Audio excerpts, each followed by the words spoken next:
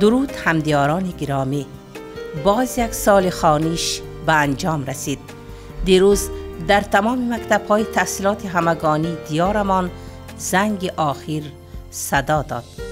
ختم کنندگان امیدواریم امتحانها را خوب و اعلی سپاریده برای دوام دادن تحصیل به دانشگاه‌های عالی راه می‌گیرند که در این جاده به آنها کامیابی‌ها تمنا داریم. جوانان امروزه صاحبان فردای وطنی محبوبمان می باشند. برای آبادی و درخشانی ازبکستانی عزیز شما مسئولید، پیروان مردان شرفمند. شما فخر ما و افتخار ماید، فرزندانی برومند.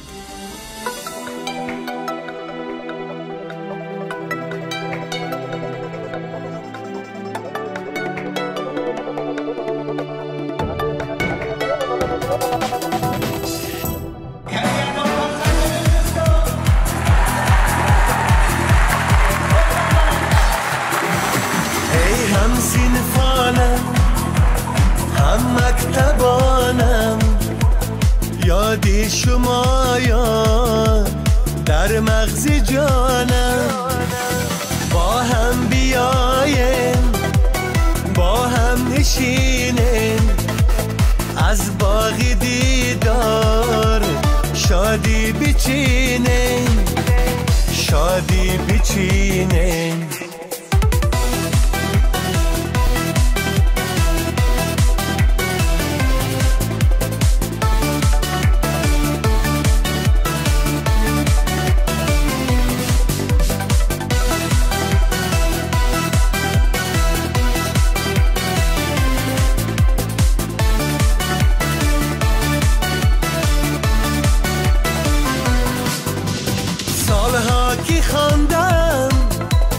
من با شمایان در مکتبی مهر، از علم و عرفان با هم بخواندیم، درسی صداقت با هم بخواندیم، درسی صداقت، درسی رفاقت در یک دبستان، درسی رفاقت در یک دبستان. ای هم صنفانم دوستان جانم، یادی شمایان در مغز جانم، با هم بیایم با هم نشینیم، از باغ دیدار شادی بچینیم، شادی بچینیم.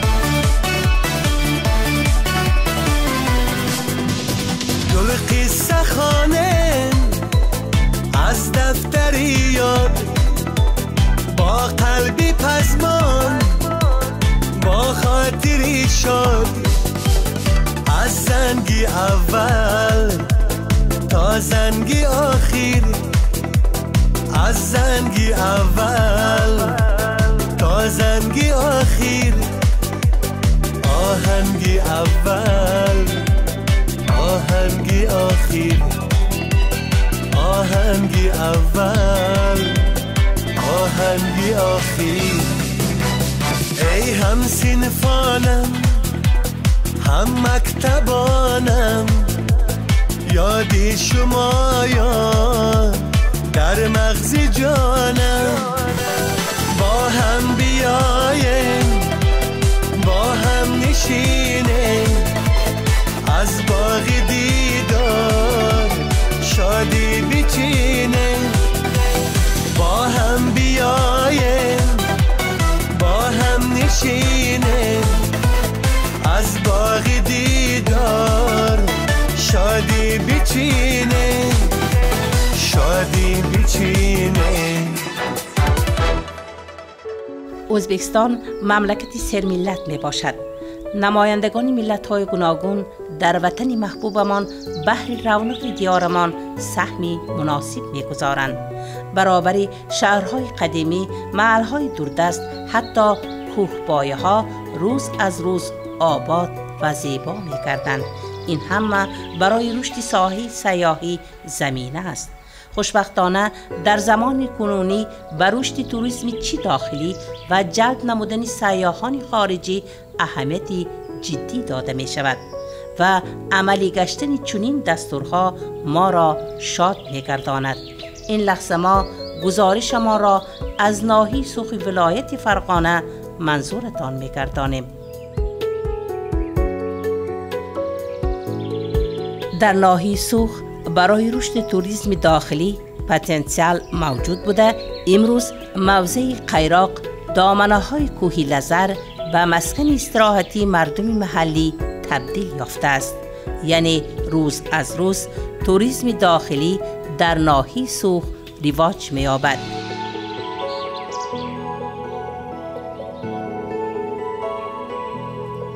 دامنه کوهی لزر روزهای آخر خیلی گوجم است.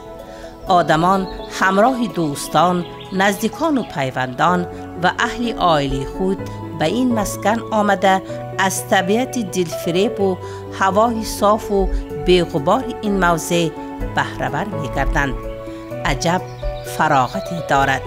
تماشای منظره‌های لزرکوه، آواز فارمی هزاران نغمه گنجشککان، نخت گل‌های بهاری مشام را معطر ساخته و به قلب‌ها سرور و حلاوت می‌بخشد.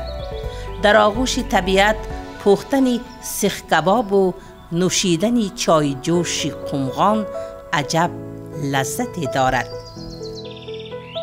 لزر دیوارکوهی طبیعی ناحیه سوخ بوده، گواهی تاریخی دور و درازی ناحیه سوخ می باشد.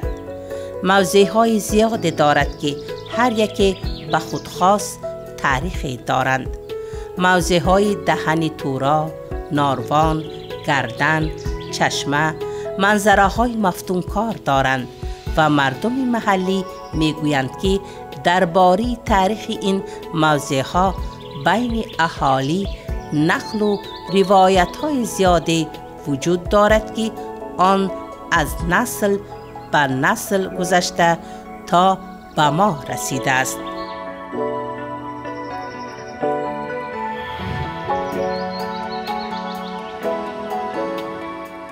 ها میگفتن که تو راه این دو تقسیم شده راه ها کن کالتا کره دو تقسیم شده که هایم تو راه گفته کالتا کره گفته همون تو راه نام مونده همینجا دهنه تو راه میگن دهنه تو راه اینجا دیری دراز ویاش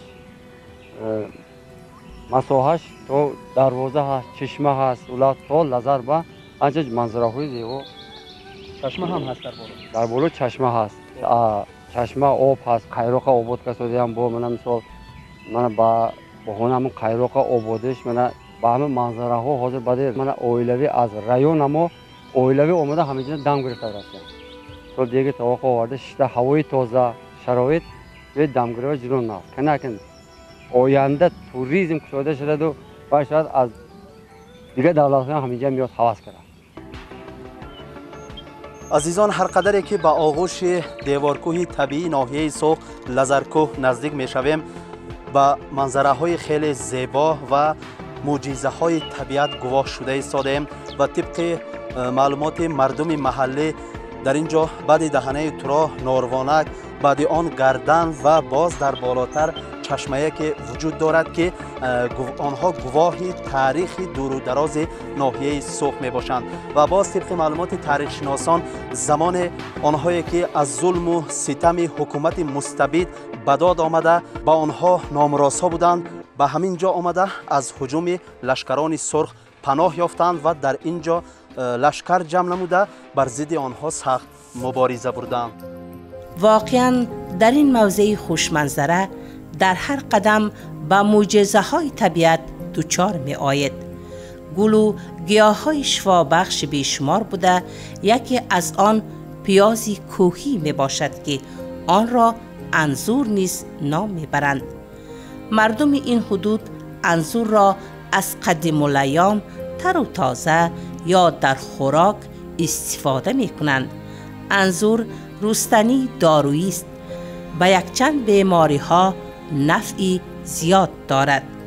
در دامنه نظر امروز این روستنی را در هر قدم پیدا کرده می توانید. از موضوع قیراق که امروز آباد کرده شده ایستاده است، با یک چند شهروندانمان منزلی کاری شده ایستاده است، باغزار و ملی نظار تشکیل کرده ایستاده اند. با شرافت همین سفری آدمان، سفری شهروندان و دامن کوههای لزر خیلی زیاد کردن، افزوندن. در اینجا بغیر از این منظره زیبا و گیاه‌های شفابخش خیلی بسیارند. از جمله کهنسالان میگفتند پیازی کوه خیلی به سلامتی انسان شفابخش است. برای عضوهای داخلی انسان فایده کلان دارد. در آینده نزدیک در این موضع ها نه فقط توریسم داخلی بلکه توریسم بیرونی نیز رواج می‌یابد و آمدن سیاحان خارجی به این موضع اوج خواهد گرفت، زیرا موضع قیراق که آن را لزرکوه در دامن خود می‌پرورد زیاده از 1400 هکتار میدان دارد و امروز در اساس قرار راهبری دولت به این موضع آب برآورده شده و برای برپا نمودن باغزارها قدم‌های اولین گذاشتند. تشکیل پلانتاسیون‌های ملینه و پیسته و بادام و دیگر میوه‌های خوشتم و بازارگیر در نظر است که این خود از خود موضع قیراق و دامنه‌های کوه لزر را به مسکن سیاحان تبدیل می‌دهد.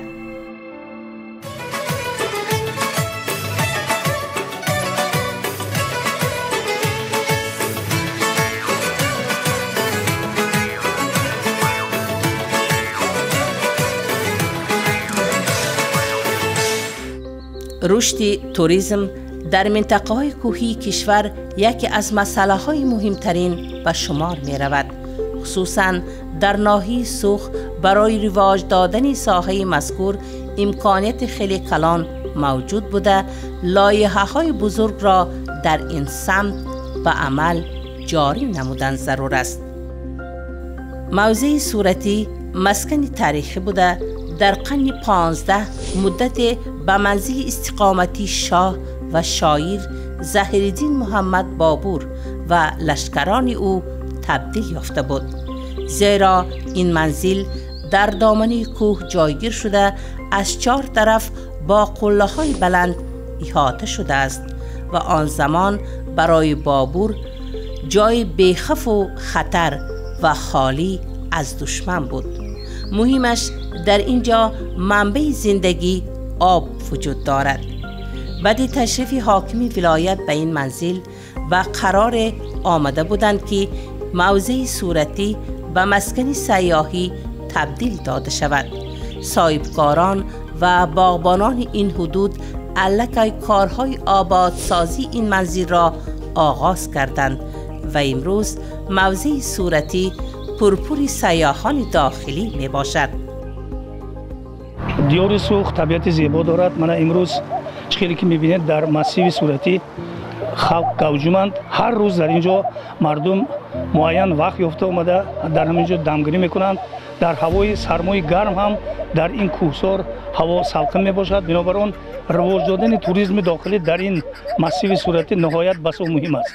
با تشبوس پرزیدنتمان حالا در ریسپوبلیکا در همه ولایت ها توریسم داخلی و توریسم بیرونی انکشاف یافته شده است. بنابراین من باور دارم که در آینده هم مسیو صورتی ما هم خیلی با توریست ها گوجم می شود و هم توریست های داخلی هم توریست های بیرونی به اینجا آمده از زیبا منظر ما بهره میبرند. ما چخیلی که میدونم در تدبیرکارهای ما همینجا است. ما اطراف کوهسارها و در شکل کمپینگ آباد کرده می شود. من یکی از اون نمونه ها دیروز آورده شد و همینجا تدبیرکارهای داخلی ما توریسم داخلی رواج داشتند. بار ما هست که همین خیل تمام مردم ولایت فرغانه و ریسپوبلیک ازبکستان به اینجا اومده دم میگیرند و از شأن هلنگی آبروی زیاد همین سوخ زمین خبردار میشوند. چیزی که در اینجا جای تاریخی هستین که یک زمانی اینجا بابر مرزا آمده در اینجا استقامت کرده است، معین عسکر توپ است و از همینجا ذخیره گرفته، انرژی گرفته هندوستان برفته حکمرانی کرده است. ما باور دارم که همین خیل هلنگی ازبکستان همین خیل جاهای دمگیری زیاد می شود و باور ما هست که خلق ما ناز دم میگیرد. واقعا هوای معتدل، نسیم فارم، صدای اندلبان، موسیقی گوشنواز آبشاران به کس سرور و حلاوت میبخشد. از این جهت موضع صورتی برای استراحت با فراغت جای بسیار خلی می باشد. صورتی یکی از موضع‌های خوشمنظره ترین ناحیه سوق به شمار می رود و در پستر این حدود هوا به نهایت گرم است، لیکن در اینجا هوا معتدل است. به همین خاطر امروز اینجا پرپر آدم از دیگر محله های ناحیه سوق آدمان عائلوی آمده در اینجا استراحت کرده ایستادند. من ادیهای لمبر امروز به همین کوه صورتی اومده در حیرت موندیم. نهایت آدم ها بسیار، یک مسکن دمگیری نهایت کلان برپا شدگی، از این نهایت ما خرسند هستیم. در آینده البته این مسکن، این جای دمگیری باز هم کلانتر میشد. میخواهم که بدگه انمی ناهینگو آدم ما اومده انمیجنده دم گیرند. جو نهایت سلقن در قشلاق جو و هواهم گرم باشد. من اینجا اومدم نهایت سلقن همین خیل دمگیری جو بلوک دو تا بلوک موجود بوده است. احدش هم آب اومده استوده است، آب شفابخش هم شیرین. ما امروز نهایت اینجا اومدگم خرسند. من میخواهم که همه انمی ناهینگی فقراهم و زنها مردها اینجا وقتی های دمگیرنده اومده همینجا زیارت کرده روند باز هم نقض می شود، چون که اینجا آینده در ناحیه ما یک توریسم و راهی کلانک شده میتیه.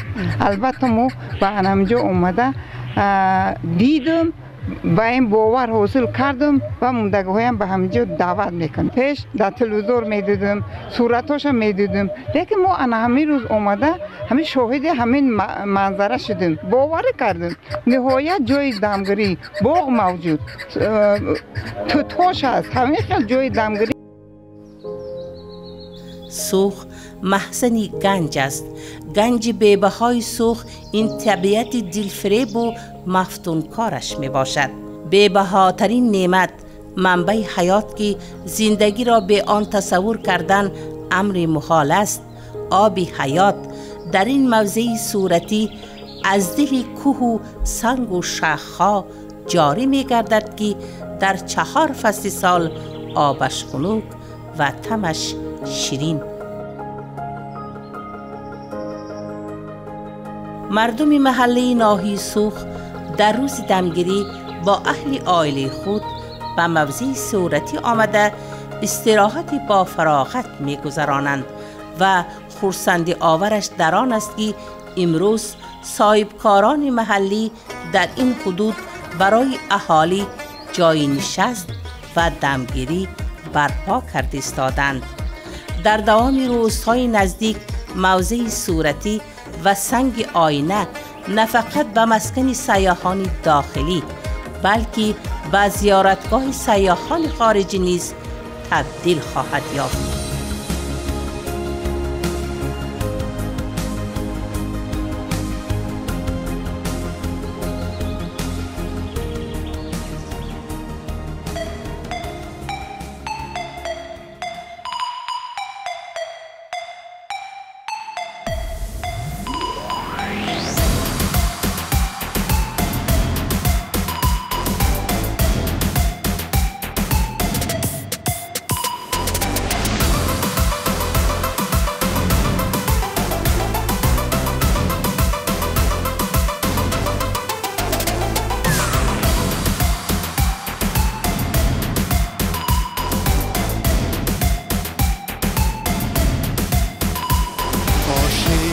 شدم عاشق شدم عاشق شدم به سبکی آبی روانی ورزان عاشق شدم عاشق شدم عاشق شدم به سبکی آبی روانی ورزان خوش موج جوی شیرش خوش اسم و جانی ورزان خوش اسم و جانی ورزان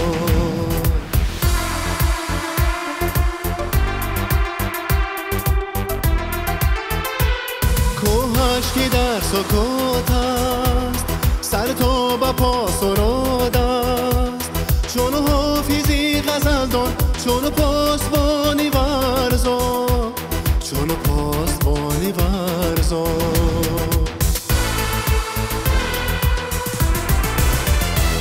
عاشق عاشق عاشق اگر نباشی اینجا نمیپسندم عاشق عاشق عاشق نواز باشم پیر و جوانی ورزان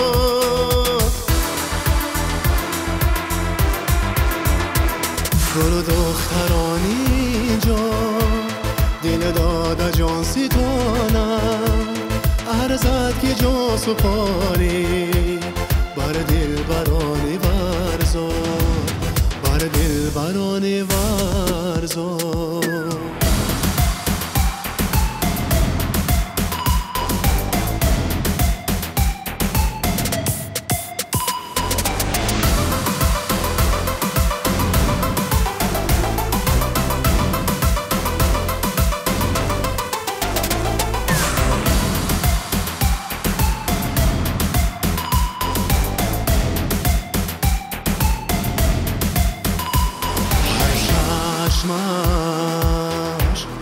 هر چشمش هر چشمش غزل خون هر سنگیان غزل دان هر چشمش هر چشمش هر چشمش غزل خون هر سنگیان غزل دان عمری دوباره بخشد شیرین زبانی ورزان شیرین زبانی ورزان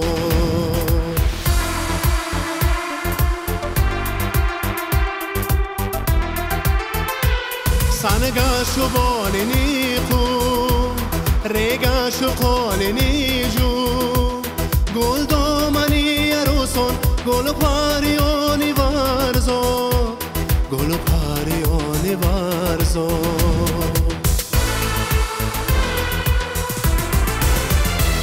عاشق عاشق عاشق اگر نباشی اینجا نمیپسندم عاشق عاشق عاشق نواز باشم پیر و جوانی ورزان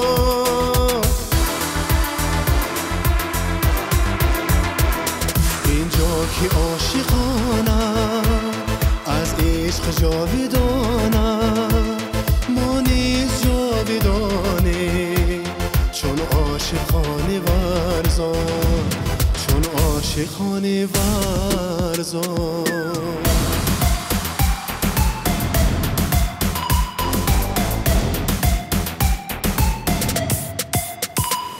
عاشق شدم عاشق شدم عاشق شدم به سبکی آبی روانی ورزان